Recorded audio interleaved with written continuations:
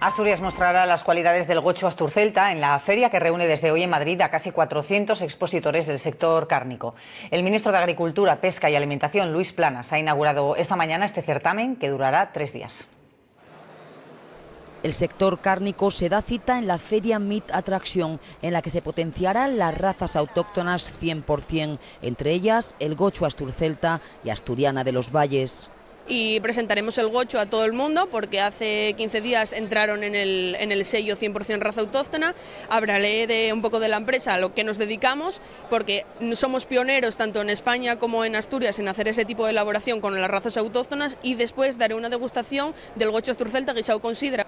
Enfocada a fomentar la internacionalización, supone un gran escaparate para aquellas empresas asturianas que quieren abrirse a nuevos mercados. En total, 373 expositores que abarcan todo un sector que genera en España un negocio de 24.000 millones de euros.